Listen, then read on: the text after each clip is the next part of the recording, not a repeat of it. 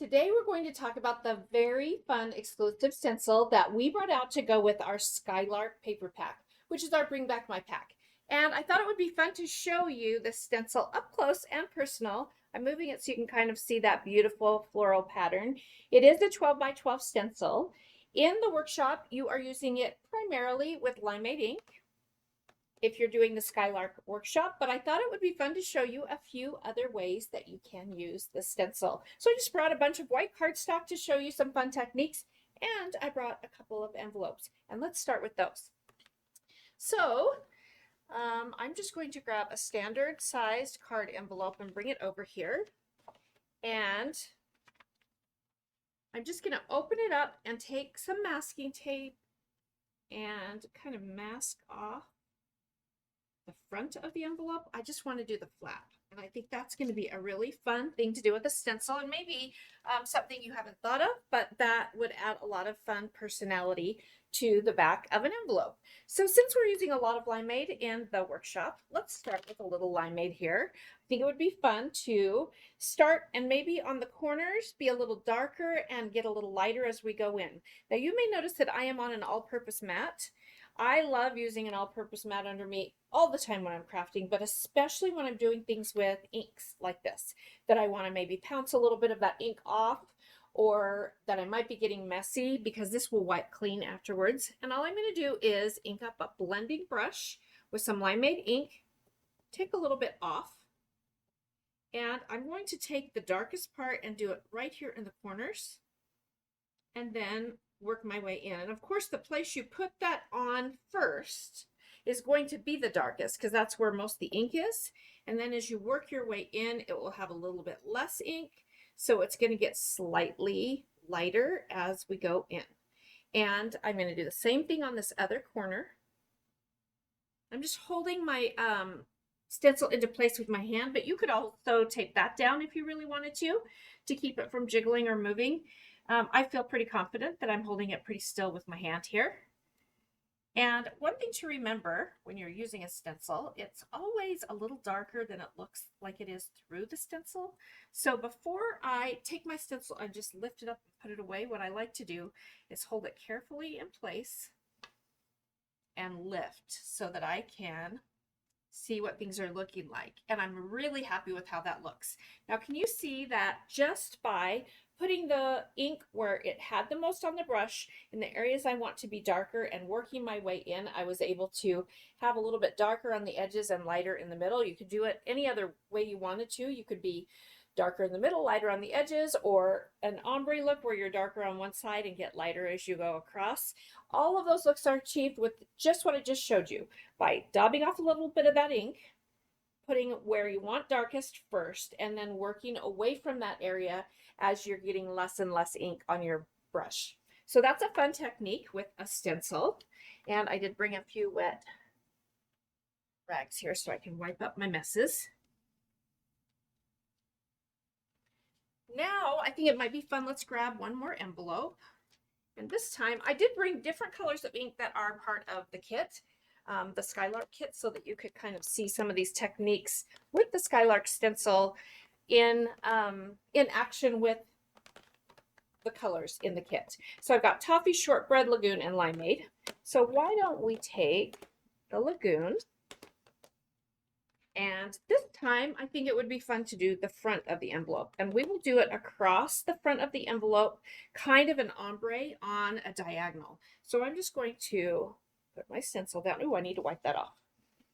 You always want to make sure that you wipe your stencil off in between uses, because if you don't and you forget that's there, when you put another ink over the top of it, you're just going to pick up the ink that was already there. So I'm just making sure that is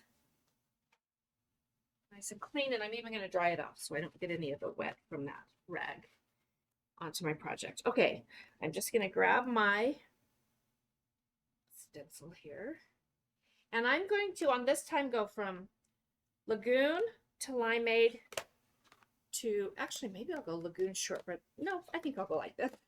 Lagoon, Limeade, Shortbread on the fly. Okay, so I've got my envelope here. I've got my stencil over the top of it, and I'm going to start in this bottom left corner, Hopefully you can see everything that's happening here on the camera. I'm just daubing off some of that Lagoon ink and then adding it to the corner of my card here. Remember, we talked on that last one about how it's going to be darkest where you first put it down, and I actually want it to get lighter as I go to where my limeade's going to be.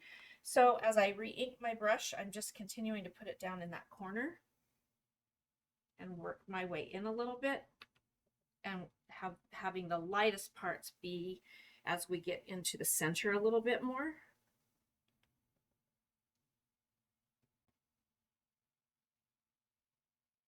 I'm even going to let that limeade overlap onto my Lagoon just slightly. Now remember how I talked to you about just holding your stencil into place and lifting it? Can you see how nice that looks and how it looks like it's probably darker than you think it is when you're looking through the stencil? So I'm going to take my Lagoon and put that away.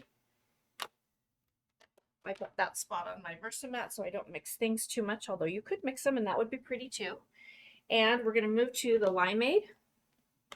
And this time I'm going to be a little more careful because I don't want it to go light and then a big dark part of limeade. I want my limeade to kind of be a little bit light as well. So I'm daubing off a little more ink than I did on the previous color so that it feels like that intensity is staying the same and getting lighter across the card.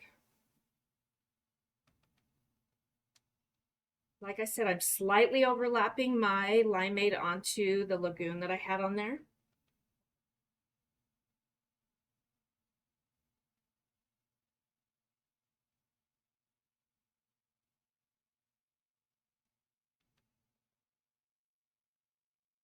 And I am doing it a little bit darker where it overlaps with that limeade, or I mean the Lagoon, excuse me, and then getting lighter as I get to where that shortbread is going to come in and overlap a little bit. I'm just not letting this be as intense as this corner. Now let's see how we are looking so far. Again, I'm just holding this carefully in one spot so that I can lay it right back down on top. Can you see how pretty that's looking? Now let's do our last color for this little example with our shortbread. Wipe off that green. Shortbread is kind of a really pretty, I almost want to say it looks like a wheat field to me, or shortbread. How's that? If you're hungry, this is the shortbread's the better name. And I'm going to just do that same little bit of overlapping with the shortbread and the limeade. And then continuing to push out so that it gets a little bit lighter as I do. Keep in mind that this shortbread is already a lighter color, so you might need just a tiny bit more, but not much more than the limeade and the Lagoon. Just going to see if that's showing through. It is. It's showing through really nicely. And now I'm just going to pick that up and let you see what we created. Isn't that a really beautiful kind of ombre effect on that envelope? And I can just imagine it being addressed on top of that. Really cute. All right, now let's move on to another idea. Just going to clean this off again. When you're cleaning a stencil like this one where it's got lots of tiny little intricate pieces, you want to be careful not to push too hard because you could pull back like a little leaf or a stem. You want to be able to be really gentle so that when you do use this stencil again, it doesn't have any bent parts or anything. Okay, now my next idea is what if we mask off a little bit so that we can do some colored flowers and then some leaves in green so that it looks like we've just, kind of concentrated on certain things in certain colors. Let's see, where's a good spot to do that? Maybe right here would be a good spot. This area has quite a few. And so what you're going to have to do is be patient as you mask it off when you do something like this.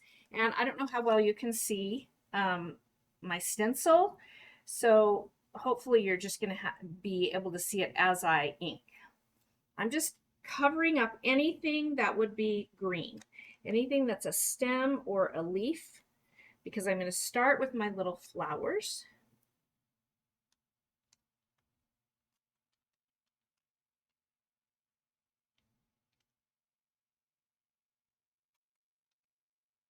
I'm just using our 1-inch masking tape, which you can find in our Essentials catalog, which is the one that lasts all year long and has, imagine that's actual things that are essentials to crafting. This is an essential in my book. I'm just making sure that that is a leaf, not a flower that I'm covering up. And let's see, we've got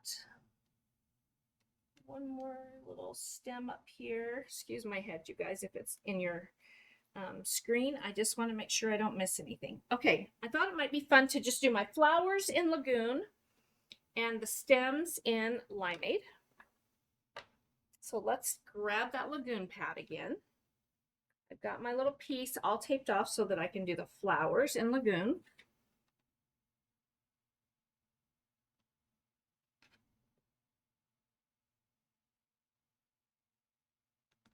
And I'm going to use a little bit of that technique that we talked about where some parts are lighter and darker.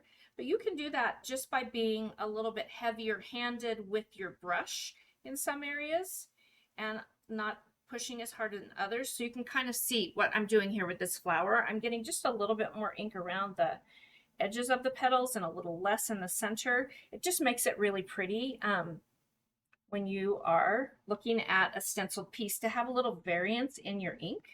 Unless you want it really, really dark everywhere or really, really light everywhere. And there are times that's what I want too. But I love that I get to choose. I get to have that control just by how much ink is on my brush or how hard I'm pushing, how much I'm daubing off, and then I get what I want to with my flowers. Now you can see the flowers there. Before I move things too far, I'm going to not pull my tape off yet. I'm going to move this out of the way for a second so I don't get wet on that. I'm going to come back in and clean this off so I don't mix my green and blue inks as I stencil. I'm going to come back underneath here, reline it back up while I've got my tape on there because that's going to help me see exactly where I was and help me line that up like I want it. If you were to lift this off and not even have any idea what part of the stencil you had used, it would make it a lot harder to find your spot. But because I left my tape there, it wasn't hard at all for me to be able to rotate this a little bit and move it so that I am only putting it right back where I want it to be.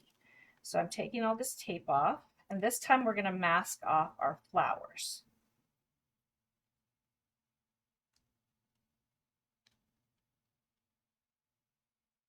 Just reusing most of this tape.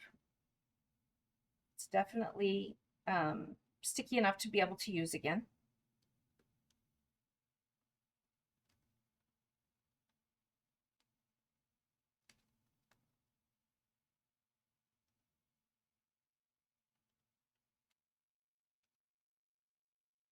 About there.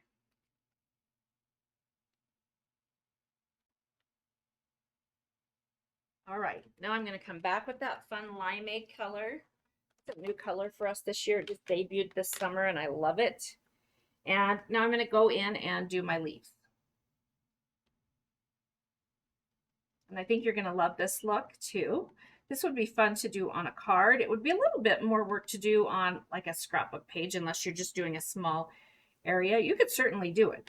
It would just take a little time to get it all masked.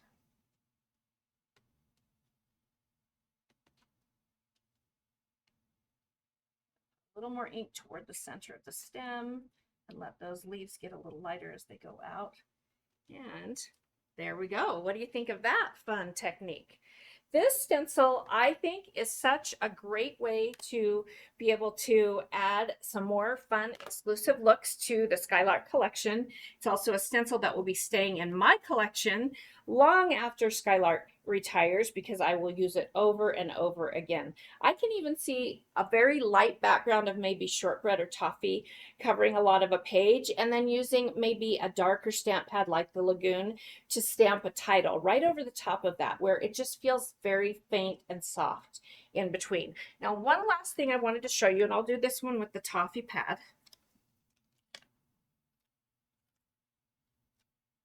I love the look of a stenciled pattern peeking out from behind something, like behind a photo mat. So I'm going to kind of see if I can fake that for you a little bit to show you what I'm talking about. Let's pretend this is my page. Let's just pretend it's big, okay? And we're going to grab the toffee pad and a toffee brush, and a brush that we'll use in our toffee. And I'm going to pretend that I've got a small photo that's about to be put on here, let's say right about there, okay? So I'm going to just kind of take a little pencil, which I know I have one around here. Here we go. And mark myself a little tiny line of where the corner of that photo is going to be, because I just want my stenciling to just kind of peek out from the corner of my photo mat. So I've got that marked with my pencil, and I'm just going to take that brush that we just got out for our toffee, and I'm going to kind of make it a little bit darker right around where I drew that line, where it's going to peek out from the photo. And then as I go out, I'm going to get a little bit lighter. So really all it's going to do is kind of draw our attention to the photo that is sitting on top of this really pretty, soft little accent that's going to peek out. You could even do this like, say you had a piece of shortbread paper that was your base of your layout, and then you were going to put a white photo mat here. You see how pretty that is? Just a little bit darker right where it pokes out from underneath that photo mat, and then as it moves out from the page, it just gets lighter and lighter, and you could do that in several areas on your page. Okay, I think that does all the fun techniques that I brought to show you. I hope you enjoyed it, and I hope you have as much fun as I have playing with your Skylark stencil.